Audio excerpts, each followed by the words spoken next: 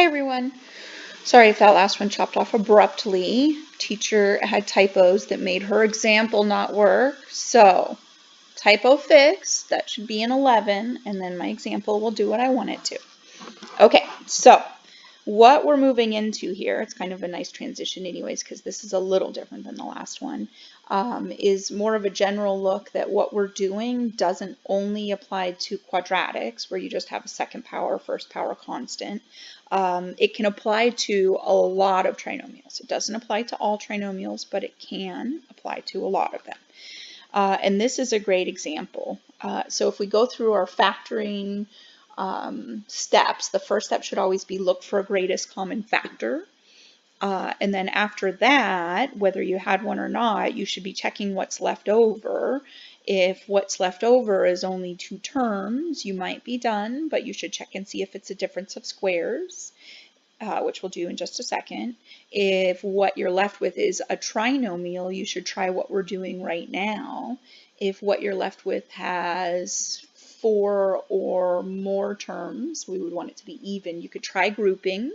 We start to kind of run out of strategies if it gets very far into a higher number of terms. So this one does have a greatest common factor. So let's start with that. So I'm going to factor out a b. I don't get anything from the numbers, but I can remove a b. And I end up with a 4b to the 4th minus 11b minus 3. Okay, so, nope, sorry, minus 11b squared. I was just going to say that doesn't look good. Do I still have a bad example?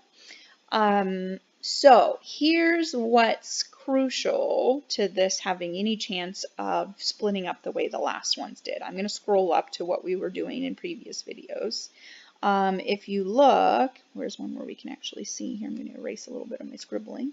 If you look at this original statement right here, it's really key that we took the t squared and we put it in the first two spots as a t and a t. And that then matches up with the fact that the inside and the outside all mush together because they're both like terms that have t's in them. So we need that to happen here as well. And the way that would have to happen is that we can split up the b squared and the b squared, and then when we do our inside-outside, they're both b squareds, and that gets us the middle term. So this is a candidate. Basically what you're looking for is the first power, the highest power, is double the other power.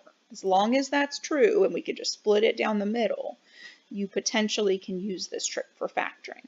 And it's really exactly the same thing. It doesn't matter that this isn't quadratic. We're using the exact same thinking. We're going to split up the b to the 4th into b squared and b squared. We need to split up the 4. We do have some choices, so we have to think, is it 2 times 2 or 1 times 4? I'm going to try the 2 times 2. I like to start with those close together pairs. Doesn't always pan out. And then we're kind of lucky on the other end because negative 3, we have a negative sign, but it basically has to be 1 times 3. And in this problem, order doesn't even matter for the 1 and the 3 because both of them are getting multiplied by the same thing. So when I go to do my inside-outside, again, remember the negative sign gets attached to one of these, but my inside is a 2b squared and my outside is a 6b squared. And no matter where I put a negative sign in that, I'm not going to get negative 11. So I actually think I failed on my first choice. There's nothing else I can do with the 3. So it's actually the 2's that I need to go back and rethink. So I'm going to try, what if it's 4 and 1? And now it does matter which order I put in the 1 and the 3. So we'll just try out what we have here. But if needed, I can certainly go back and do a little better with it. So here, when I check my inside, I'm getting a b squared. When I check my outside, I'm getting a 12b squared. That looks a lot more promising for getting a negative 11 as my inner thing. So I'm going to say I need the 12 to be negative, which means it has to hook onto the 3 times 4. And I need the 1 to be positive. And see if that'll erase for me. There's no reason I need that 1 out in front. That's my factorization. You can sometimes go farther than that, so you should check.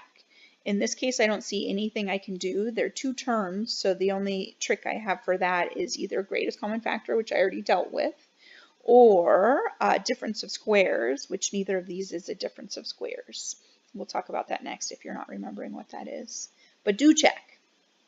Okay, just one more example, and I don't know that I gave you a fraction one in your homework, but I want you to see this generalizes. Anytime you have a trinomial, if the first power is twice as big as the second power, and you can rearrange order if needed, this trick is something you should try. Won't always work, but you should try it.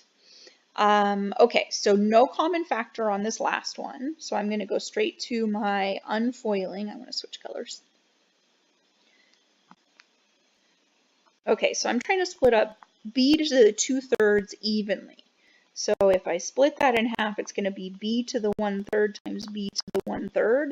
And notice, if you multiply that, the rule is you would add powers, and you do get back your b to the 2/3. So we know our first will work out.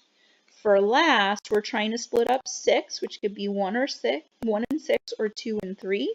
And this is one of those nice ones where the leading coefficient is 1. So we're really asking ourselves, what factors of -6 add up to -1? This coefficient here is a 1. So I'm thinking I want the 2 and the 3, so that I get a 3, oh, I'm kind of going backwards order, a 3b to the 1/3 and a 2b to the 1/3. And if I want it to become -1, I need that 3 to have the negative sign. So I'm going to go signs like this. And as always, you can fully distribute to check this. So when I multiply my first two, I already checked that. I'm going to get b to the 2/3. I just checked my inner and outer. I get a -3b to the 1/3 plus 2b to the 1/3. So I have -1b to the 1/3. And then my last is -6. So this looks like it's in good shape. So in general, if you have 3 terms, you can use this idea of unfoiling. You'll have to have the powers where the first one power is double the other power. Otherwise, it's not going to work out nicely for your middle 2 terms to combine, right? We really, when we distribute, get 4 terms. So if it's somehow crumpled to 3 terms, that's because we have that nice matchup for inside and outside.